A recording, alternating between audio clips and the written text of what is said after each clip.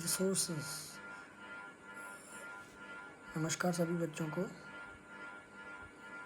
Today we are going to start the chapter resources from the geography portion. Okay, resources, the topic is resources. Hindi में बोलते हैं संसाधन। क्या होते हैं resources? Anything which is present in our environment और present on our earth which fulfil our needs. कोई भी ऐसी चीज़ जो हमारे एनवायरनमेंट के अंदर, हमारी नेचर के अंदर और हमारी अर्थ के ऊपर है, and which fulfil our needs, जो हमारी ज़रूरतों को पूरा करती है, दैट इज़ कॉल्ड रिसोर्स। उसको हम रिसोर्स बोलते हैं। Our complete universe, our complete earth is full of resources. Anything which we use, कोई भी चीज़ जो हम यूज़ करते हैं, whether you are using your pen, whether you are using your notebook, whether we are using public transport like buses, railways, or we are using minerals like iron, coal, petroleum, or we breathing air, we drinking water, or we residing in our home, everything is our resource. Her cheese resource है। However, all of these resources belong to different categories. ये सारी अलग अलग categories को belong करते हैं, अलग अलग टाइप के रिसोर्सेज हैं, but still any how any way they fulfil our need, क्योंकि वो हमारी ज़रूरत को पूरा करते हैं। They are resource, but they can be economical feasible. कोई भी जो रिसोर्स है वो इकोनॉमिकली फीसेबल होना चाहिए। कहने का मतलब ये है कि वो इतना ज़्यादा महंगा नहीं होना चाहिए कि पूरा हम उसके ऊपर अपना इकोनॉमी ही उसके ऊपर वेस्ट कर दें। Then it is not very good, not very beneficial for us. It should be technologically possible. हम अपनी टेक्नोलॉजी की मदद से, अपने नॉलेज की मदद से और अपने पैसे की इकोनॉमिकल इन्वेस्टमेंट करके हम उस रिसोर्स को अपने यूजेबल बना सकें। That is the value of resource. Anything starting up from the sun, from the formation of the universe to the death of a person, anything in our life, whatever we use is a resource. वो हमारा resource है। Anything जो हमारी ज़रूरत को पूरा करता है, that is called the resource. So अभी हमने बात की कि रिसोर्सेज जो होते हैं वो बहुत तरीके के होते हैं, because there are different types of resources depending upon how they use. हम उनको कैसे यूज़ करते हैं, उनकी क्या यूजेज हैं। Like first we will go according to our book. Like first is natural resources. Natural resources are those resources which are made और which are available due to nature, जो नेचर से हमें available होते हैं। Nature उनको हमारे लिए provide करवाती है। That all are called natural resources, but it actually depends upon our potential. वो हमारे पोटेंशियल पर डिपेंड करता है, हमारे नॉलेज पर डिपेंड करता है। सबसे पहली बात की हमारी विल के ऊपर डिपेंड करता है कि हम उस रिसोर्स को कितना यूज़ कर सकते हैं। कहने का तो मतलब ये है कि these are free gifts of nature. However, these natural resources are free gift of nature, but इसका मतलब ये नहीं है कि हम उनको एक्सप्लॉइट कर दें, हम उनको ख़त्म कर दें। So these are natural resources like minerals, like water, like soil, all like land, all are these natural resources. अगर हम इनके ओरिजिन के ऊपर जाएं तो they are biotic and abiotic resources. Biotic resources are those resources which are having life, like forests, like wildlife, wild animals. These all are biotic resources. And abiotic resources, abiotic जिनके अंदर life नहीं होती है, like rocks, minerals, all are these abiotic resources. Stock resources are those resources which are been in the form of a huge stock and they are kept for our future generations. Jin resources को हम अपनी future generations के लिए संभाल के रखते हैं, they all resources are called stock resources. Actual resources are those resources which are actually been used, जिनको आज हम यूज़ कर रहे हैं, like petroleum, natural gas, these all are actual resources जिनको हम वास्तविक में अपना नॉलेज, अपनी साइंटिफिक स्किल, अपनी टेक्नोलॉजी और अपना मनी इन्वेस्ट करके जिन रिसोर्सेज को हम यूज़ कर रहे हैं, that are called actual resources. Potential resources are those resources which are been in a huge amount, but they are being developed very less. Like in Rajasthan, there is a ample amount of solar energy. There are more than 300 days in an year when the clear sky is available, the clear sunlight is available. So there is a huge amount of solar energy and a huge potential of wind energy also. India is called as a wind superpower country.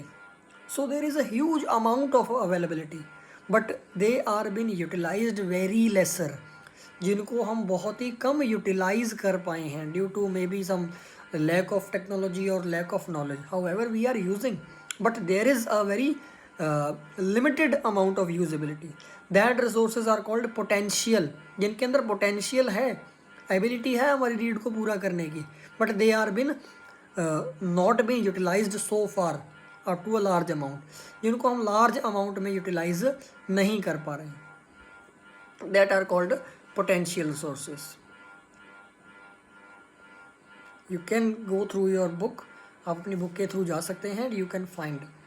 Next है natural resources can be categorized into renewable and non-renewable resources. Renewable resources are those resources which can be renewed, जिनको हम renew कर सकते हैं, जिनको हम बार बार use कर सकते हैं, renew कर सकते हैं. And non-renewable resources are those resources which cannot be renewed, like coal, petroleum. They are exhaustible. ये एग्जॉस्टिबल है, एक बार हम इनको यूज़ करेंगे तो ख़त्म हो जाएंगे. They are non renewable sources. Renewable sources which can not exhausted, जो एग्जॉस्ट नहीं होंगे, दे विल लास्ट लॉन्ग, जब तक कि हमारा सर्वाइवल पॉसिबल है, जब तक हमारी अर्थ का सर्वाइवल पॉसिबल है, like soil, water, these all are renewable sources. Wind energy, solar energy, ये सारे रीन्यूएबल हैं, बार बार रीन्यू होते रहते हैं. लेकिन कोल है, एक बार हमने यूज़ किया ख़त्म हो जाएगा. पेट्रोलियम है, एक बार हमने गाड़ी में डलवाया जल जाएगा, धुआं बन जाएगा.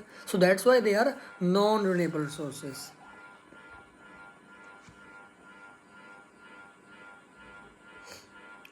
नेक्स्ट है जी human made resources.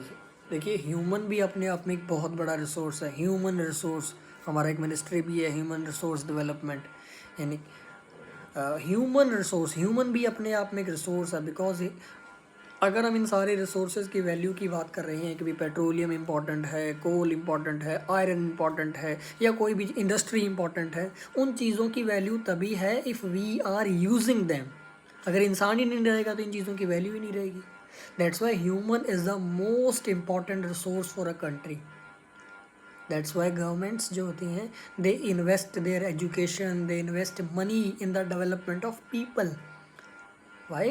Because human are the biggest resource. Human जो है अपने आप में बहुत बड़ा रिसोर्स है. We can take example of Japan, जहाँ की पॉपुलेशन बहुत कम है, वहाँ पर रिसोर्सेज भी बड़े कम हैं, but people of that country are been great asset for the country. Everybody is very technological sound. कोई इंडस्ट्री में लगा हुआ है, कोई मशीनरी बना रहा है, कोई कंप्यूटर बना रहा है, छोटे छोटे बच्चों को भी ट्रेनिंग दी जाती है वहाँ पर. So they can be resource for the country, ताकि वो भी अपने देश के लिए हेल्पफुल हो सकें. That's why people, human being can be called as a biggest resource. Human being को भी हम रिसोर्स कह सकते हैं. Next our topic is conserving resources. यानी कि हमने यहाँ तक पढ़ा है कि resource are very important for us. We can not survive without resources. Water की बात ही हम कर रहे हैं, पानी के बिना हम जी नहीं सकते, हवा के हम बिना नहीं जी सकते, आज के ज़माने में हम इलेक्ट्रिसिटी के बिना नहीं जी सकते, मशीनरी के बिना नहीं जी सकते. These all are resources. अगर आप पढ़ रहे हैं तो our books are our resource, our bag is our resource, our school is our resource, everything is resource. And mostly resources which we are using are exhaustible, non renewable resource, like petroleum, coal, हमें पता है कि ये ख़त्म हो जाएंगे। एक general सर्वे अभी आया था, फैक्ट था कि अराउंड 2080, लगभग 2080 के आसपास है, most of the coal reserves will be vanished from the earth से लगभग ख़त्म हो जाएंगे। फैक्ट है, ऐसा नहीं है कि भी फैक्ट मतलब कि 280 में ही होगा, but there is it is an survey report, एक सर्वे रिपोर्ट है। सो कहने का मतलब ये है कि since the resources are very important for us, it is very important to conserve the resources. इसलिए बहुत ज़रूरी है रिसोर्सेज को कंजर्व किया जाए। कैसे कर सकते हैं? It is very important to use some Rs like reuse, resources को बार बार यूज़ करना। रिफ्यूज़ करना, मना करना कि I will not waste the resource. Recycle, resources को दोबारा से रिसाइकल करना, लाइक आयरन है उसको दोबारा यूज़ किया, रिसाइकल किया जा सकता है, like many other things. So it is very important to use these hours of conservation of resources. Another very important concept is sustainable development. Sustainable development का कॉन्सेप्ट है वो रियो डी जेनेरियो के अंदर अर्थ summit हुआ था 1992 में, उस time आया था।